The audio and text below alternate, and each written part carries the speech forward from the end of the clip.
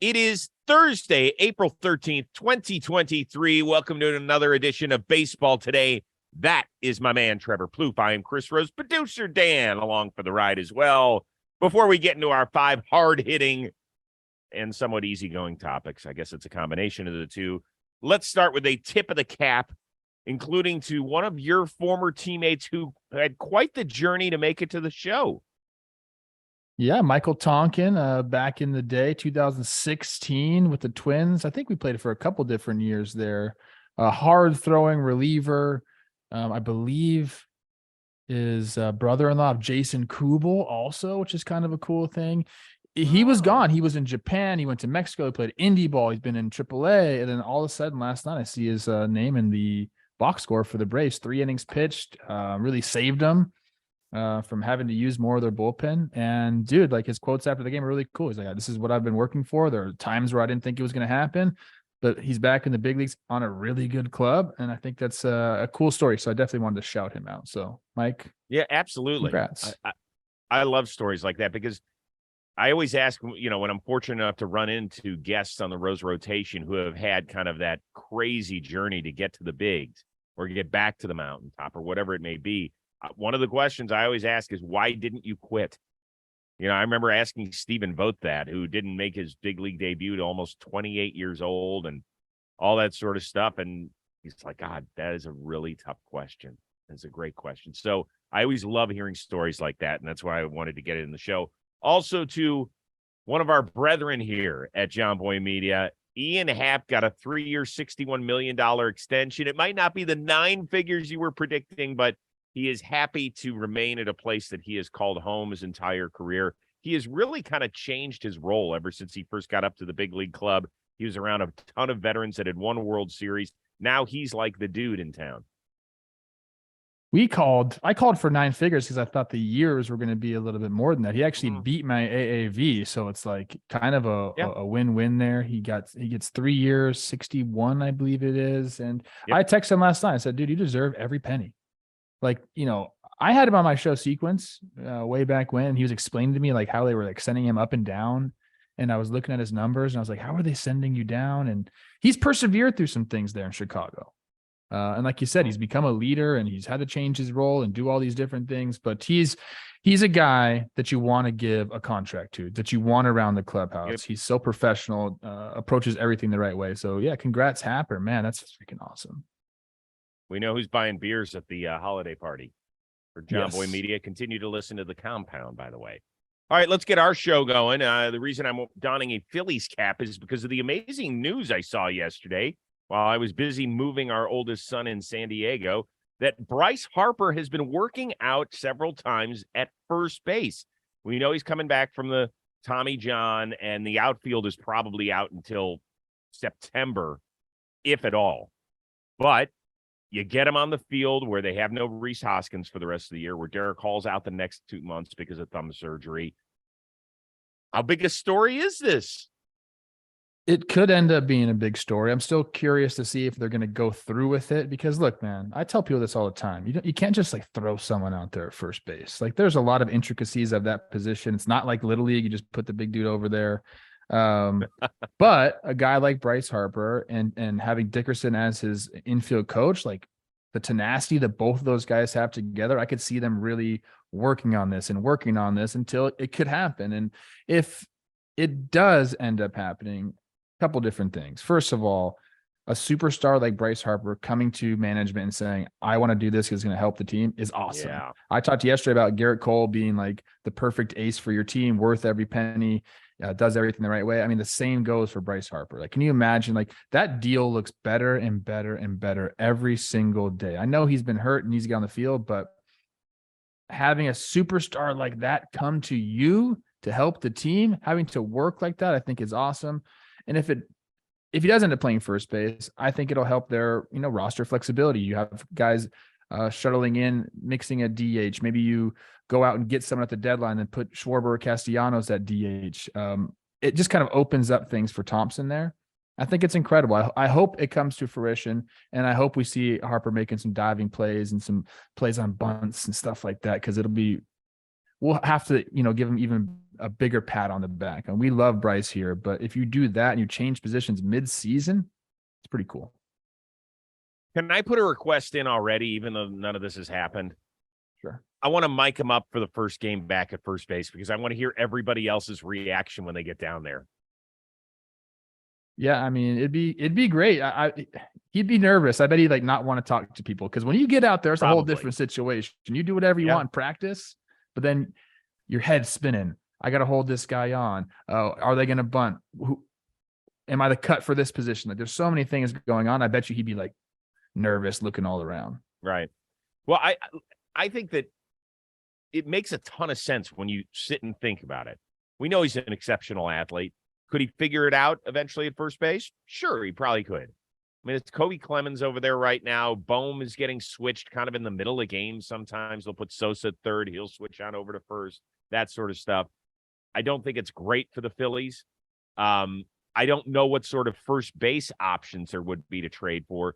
But when you're talking about outfield, obviously you're opening it up because we're talking triple the number of outfielders out there instead of first basemen. Does that mean that they want to, is it the salary dump from a certain team? Is a Ramon Laureano a guy that they would end up wanting to get? That's possible, I suppose. We know that the Cardinals are about to have a really crowded outfield. Do the Phillies make a play there? I don't know if St. Louis would want to trade with the defending National League champions or not, but that would make sense if that's the direction they want to head. I don't know if the trade would reciprocate on the other side, but it's a thought.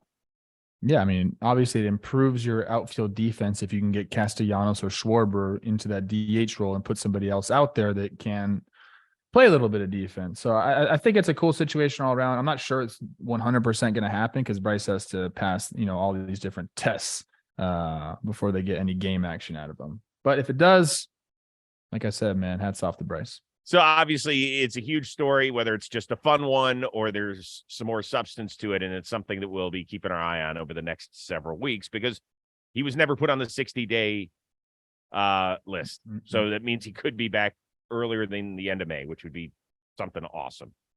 All right. One guy that's going to be down for a month, it sounds like, is former World Series MVP Corey Seager. Suffered a grade 2 hamstring while running the bases the other day for the first place Texas Rangers. Seager's off to a smoking start this year, but has his career accomplishments been overshadowed by injury? I don't think so. I know there has been some injuries and he has missed some time, but in my mind, this is what I think about with Corey Seager. Obviously he comes up with the Dodgers and then just goes off in the 2020 postseason. They end up winning the World Series. I think that's what most Dodgers will remember him as, a guy that came and brought them a championship. Okay. And then as far as like Rangers fans, I know he gets the big deal and now gets off to a hot start here. Now he's hurt, but this dude's going to be in Texas until 2032 or something like that. So there's plenty of time to like get his legacy going with the Texas Rangers. Look, man, injuries happen everywhere. I don't think it's fair to really label him as injury prone just yet. And I think his accomplishments on the field probably outweigh the fact that he's had to miss some time. Like in my mind, I don't see him as that. If it continues, far into his Rangers tenure, then maybe I'll change my mind. But I still see him as the guy that brought the title to LA. And like I said, he's got plenty of time in Texas to, write his story, I guess. He doesn't turn 29 until the end of the month. Whenever we ask these sort of questions, I imagine myself sitting with 10 baseball buddies. Like when we're up at John Boy Media next week and we're hanging out and we say, what's the first thing that comes to mind when you hear the name Corey Seager? If there's 10 people, I imagine 2 would say injuries because it is part of his narrative. You can't get around it. 2018, he missed 136 games. The next year, he missed almost 30. Only 8 in the pandemic shortened season when he won not only the National League MVP, but the World Series MVP. The next year, he missed 67 games. So there has been a run of a few years where he just hasn't been available. When he's been around, he's been great. Twice he's finished in the top 10 of the MVP voting. One year he finished 3rd. I think it was his rookie of the year that he did. He's made 3 all-star teams. He's an extra base hitting machine when he's out there. So I do think that it's part of the discussion, but it's not the first thing I think of. And I don't think that's fair. When you know how hard it is to freaking win the MVP in both the championship series and the World Series? I got a lot of guys that have done that, and he pulled it off.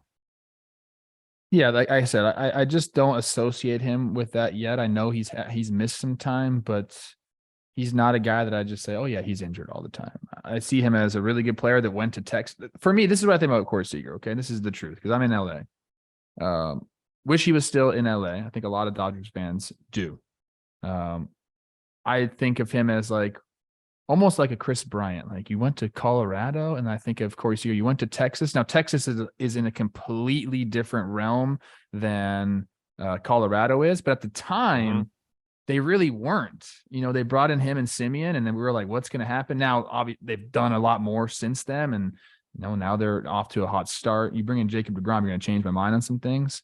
So that's kind of how I associate him. I'm like, you went to Texas, bro? Like there's other teams you could have went to. But clearly he knew what they were, trying to build over there. And they're in a good spot. But I think he'll be back this year, healthy after this hamstring thing. And look, man, if they want to go anywhere, I'm talking about Texas here, he's got to be on the field producing. I think he will. Totally. I think it was certainly this week. It was probably yesterday. We talked about what makes Garrett Cole's run in New York successful. Does he have to win a World Series when you get $300+ million and you're the ace of his staff? I don't think it's the same situation with Corey Seager, in part because they don't have almost 30 world championships like the Yankees do. In fact, they have 0. So I think that if he helps them get to the playoffs, which is something they haven't done in years, if they win a playoff series or 2 at some point during this tenure, I think that's good enough. Don't you? I mean, I don't think he has to justify himself with championships. No, I mean, it's difficult to do. It's not on one player. I mean, we know that baseball is not that kind of sport where one guy can kind of just take over. Now you can help a team, but if you don't have, other guys doing it around you, like it's just impossible. So no, I don't think he has to. I think, staying on the field, being, great in the community, putting up numbers, it's kind of all that he's asked to do. The rest of the stuff is, like I said, team based, not Corey Seager based, in my opinion. Right. Okay. Fair enough. Jarred Kelenic, a 482-foot blast, the longest by a Mariner in the StatCast era, second longest this season to Giancarlo Stanton. He hit a ball in Wrigley yesterday that you just don't see him up there. He's off to a great start hitting 351. In the meantime, Jordan Walker, the 20-year-old rookie of the St. Louis Cardinals, has now tied a record since 1900 by hitting safely in his first 12 career games. Which fast start is more likely to continue for you? This is a tough one for me because I'm going to have to speak a little bit negatively about one of my players, and I don't want to, but I'm going to because you challenge me all the time to do it, Chris. I think Kelenic's start will probably last longer than Jordan Walker's.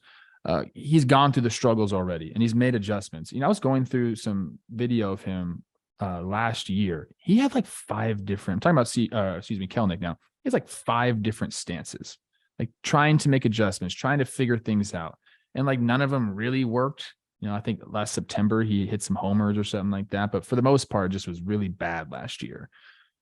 He worked on it this offseason. He's made some like posture adjustments, kind of standing more straight up, eliminated some excess movement, which is like, these are all growing pains of when you get to the big leagues. Like you got to eliminate the excess movement. You got to figure out what works for you. He's done that. There's an article about a lot of Mariners dudes going and getting fit for their bats, like going up and setting themselves up, on getting their biomechanics done, and they got fitted for bats. And I guess like his swing was so efficient that a lot of people were predicting this fast start. He's been able to do it. I think he'll continue to go off this year. He's still 23 years old, Chris. This guy was a massive prospect. He has the pedigree. I think he'll continue to do that. Jordan Walker, I think he's going to be a great big leaguer. I don't want this to come off as I'm bashing him. He's done an excellent job with what he's been presented with as a young big leaguer. But guys are challenging him right now. He's being super aggressive on first pitch fastballs. Eventually, those dry up. I think they already did in this Milwaukee series. They started flipping that curveball up first pitch, getting him behind the count. He's going to have to go through an adjustment period. The pitchers are going to, find his weaknesses and start to exploit them. So I think that Kelenic has gone through those pains, and he's better off for it, and he'll have a good year this year. Walker can have a good year this year, but I'm assuming there's going to be a little bit of struggle as pitchers get a book on him. So I'll go with Kelenic to answer your question. Yeah, I think you're probably right. As fun as Walker has been to watch so far, and he did, first of all, he is just an enormous human being, and he seems like such a great kid. I can't wait to talk to him somewhere down the line. And the number of Cardinals players who you say you can't believe that he's 20 years old is 20 years baseball wise and just maturity off the field is you love to hear all that stuff. With all that being said, he's off to a great start, but only 3 of the 12 games as he had multiple hits. So he's kind of finding his way, and a 12-game hitting streak is a 12-game hitting streak. But like last night, he was 0 for 3, he got one in his final at bat and to extend it. And that's great. I applaud him. What Kelenic is doing is something because he has already failed at this level. You talked about that. His rookie year, I said it. I was like, oh my God, he is going to take over the world because of the swag he's got. He just looks like a big leaguer. The way he walks from the dugout to home plate, all that sort of stuff. And then he went 0 for his last 37 before he gets sent down. 0 for his last 37. That will humble you in a hurry. So do I think he's going to hit 351 this year? No. If he hit 280 and had an OPS in the high 7s, I think that's a remarkable improvement for him. Everybody goes through it, man. This game is just too hard, and the pitchers have the advantage so much. Like, eventually, yes, we're going to see a slide from Kelenic as well. Like, he's going to have to continue to make little micro adjustments. What I want for him is to find some sort of setup that he feels comfortable in and he sticks with it so he can be consistent with it. And then you just make these little micro adjustments and, maybe change your approach as far as, when you're aggressive and, working counts or trying to, get off on that first pitch. All those things come into play, but I think both these guys are going to have good years. I want to see Walker have a few games where he doesn't get a hit, and I want to see how he responds. 20 years old, man, it's real young. I know people say he's mature for his age, but it's going to be difficult at some points, and he's going to have to rely on the veterans, which the Cardinals have in spades over there. I think he'll be okay. Well, not only that, we've talked about this several times over the last few weeks. They have such a tremendous amount of depth that if he goes a little cold, that at some point they're not going to hesitate to say, hey, listen, it's okay. Go get yourself right down the farm. You think they'll do that? I don't know. I mean, he'll have to struggle pretty poorly. If it got to that point. Yeah, it'd have to be a pretty bad stretch where they say, yeah, go and work on some stuff. But when you're a contending team and every game matters and you've got guys that have already done it at this level, that's tough to sell to that clubhouse that, hey, we're just going to stick around with a 20-year-old rookie. Like, I don't know. It's just, I hate to put that out there because it's so negative, and I don't want to do that with this kid because there's so much I like. If you're a fan of this show, then baseball season is in full swing and it is looking great. And whether you're rooting for the home team or betting on your favorite player, DraftKings Sportsbook has you covered for all this season's action. Right now, new customers can place a $5 pregame moneyline bet and get $150 in bonus bets if your team wins. Plus, everyone can hit it out of the park with DraftKings stepped-up same-game parlays. You boost your winnings with each leg you add up to 100%. Join the big action now on DraftKings Sportsbook. Download the app and sign up with code BASEBALL today. New customers can bet just $5, like I said, on any pregame money line, and you get $150 in bonus bets if your team wins. That's only at DraftKings Sportsbook with promo code BASEBALL today. Gambling problem? Call 1-800-GAMBLER. In Massachusetts, call 800-327-5050 or visit gamblinghelpline.ma.org. In New York, call 877-8-HOPE-NY or text HOPE-NY. In Kansas, call 1-800-522-4700. On behalf of Boot Hill Casino and Resort in Kansas, 21 plus in most eligible states, but age varies by jurisdiction. Eligibility restrictions apply. See DraftKings.com/sportsbook for details and state-specific responsible gambling resources. All right. Oh, we got an interesting series tonight in the Boogie Down. Your boys, the Minnesota Twins, head up to New York, a pair of really good teams that have met in the playoffs several times over the last decade and a half. How how'd that confident go? are you that this Minnesota team could exercise the demons of seasons past against the Yanks? Well, Chris, I'm confident, as I always am with my Twins. It definitely is something that's happened with Minnesota and New York. I try to say that it hasn't happened, but the numbers are just too staggering. I mean, the playoff losses are crazy. They haven't really fared well against them in the regular season as well. I'll say this about the Twins this year. They can pitch with anybody. They've done it. They've done a really good job with their starters. They got one of the harder throwing bullpens in the league, which I think you kind of have to have at this point. I saw a stat from 2010 to 2022. The Twins were like either second to last or last in bullpen velocity. That ain't how you do it. So this year they got some flamethrowers back there doing their thing. The offense is still a little green for me. I know they've been scoring some runs, but Carlos Correa still needs to get it going. Buck's been doing his thing, but we need some of these guys to kind of like step it up. I'm confident, but not overly confident. I think I've been too high on the Twins in the past years. I'm tempering my expectations a little bit. This is a good litmus test for me, I guess, this series. There's some good pitching matchups. Sonny Gray misses it. We got Joe Ryan going tonight, and then the big matchup, I believe, is on Sunday. Garrett Cole versus Pablo Lopez, and that'll be fun to watch. Fun. Yep.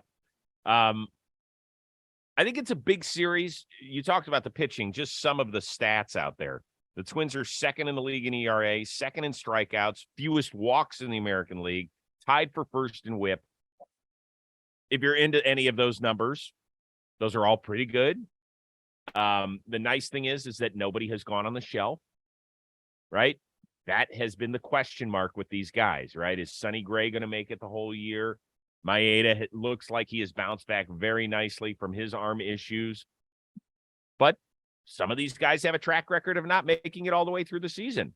The good news for them is that they do have tremendous depth in their lineup. Now, it hasn't gone off, as you mentioned, but they've already had Correa miss a handful of games.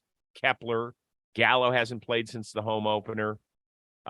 Yesterday we saw Farmer go down. He had to have his lip rearranged, so we don't know how long that's going to cost him. Even Buxton had an issue on the base pads yesterday, and God, you're like, oh my gosh, that looks so bad. Bubble wrap.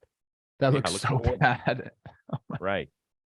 But if I were a Twins fan, I wouldn't go into the New York series watching it like this. Oh, not again. Oh, but they're going to, just so you know. Just so you know, everyone in Minnesota. Yeah, I guess they will. Yeah. I get it. But I would have tremendous confidence in this team because as long as that pitching staff stays intact, the hell, you can't win a 2-1 or 3-2 game up there? I think they can, yeah. Neutralize Judge a little bit and take your chances with the rest of them. I think that's probably what you should do no matter when you play the Yankees. 4-game set. What do you got? Split? Call it a split, shake hands, walk away. Both teams happy? I still think the Yankees win 3 of 4, but I think they're all really good games. Interesting. Correa, is he playing right now? I think he is, right? Well, I think they're hoping to get him back tonight. Yeah. Missed several games. Yeah. Maybe the last let's 3 go. or 4. Do your thing. Be the villain we need you to be. You know what? You need to call him. Didn't you get his number when you hung out with him at Fan Fest? We're boys. He respects my game, bro. Hold on. Is he in your phone? I don't know. I'd have to look. That is a lot. No. You are going to know if Carlos Correa is. You check your contacts right now. Go ahead. Okay. I'll wait. I honestly don't think he is. I might not have saved his number. The answer's no. If somebody as big as Carlos Correa. He's not the biggest. He wouldn't be the biggest guy on my phone. Get out of here, man. Let me look. Can I guess who the biggest person in your phone is? Carlos Correa, Jamie Carroll, Jared Carabas, Matt Chapman, Jesse Chavez, Chris Archer, Jimmy Clausen, Colin Cowgill. He's not. Jesse Crane. A lot of big leaguers in there. By the way, you knew a minute ago when I asked the question whether or not he was I didn't, because you said, didn't he give you your Yes, number you in would know Minnesota? that. And I was like, I don't know. Maybe he did. We did have a nice chat. We were hanging all the whole time. Why do you don't know what? believe me? Why would I lie to you?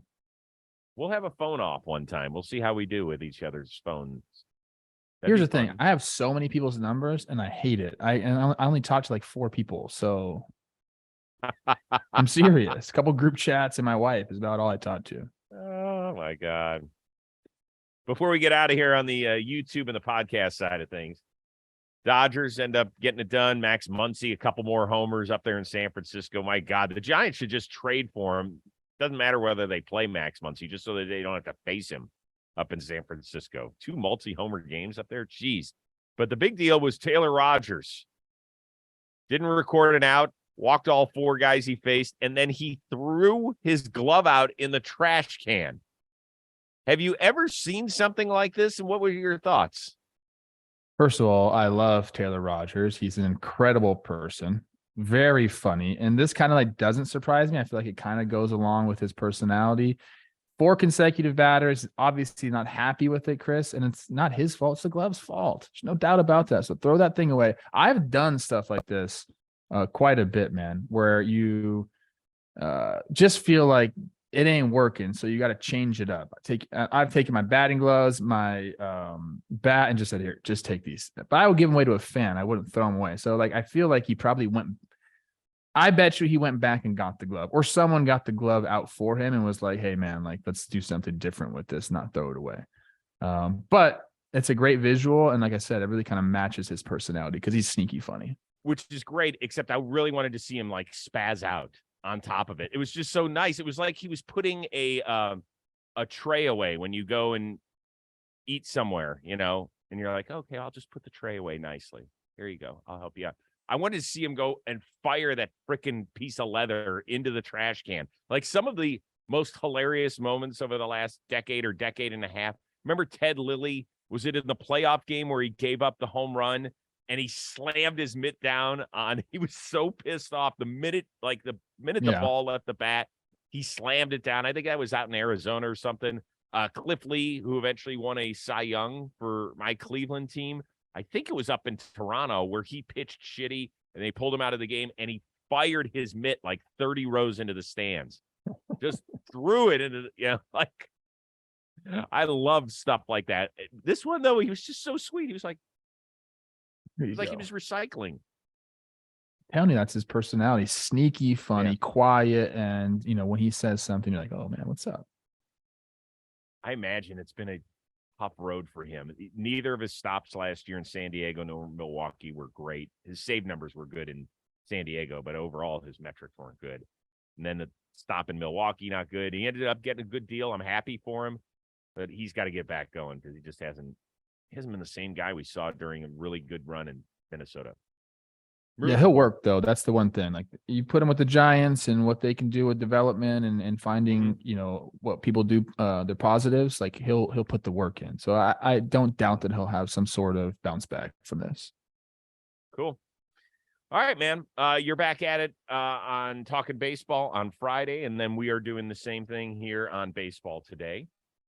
Everybody continue to love watching the game. We'll see if we're talking about our first Rays loss of the year on Friday's show, or if we're talking about a record, or it's going to be fun. Got a lot of good stuff. So for our one-of-a-kind producer, Dan Rourke, and the always entertaining Trevor Plouffe as well, I am Chris Rose. We will see you Friday on Baseball Today.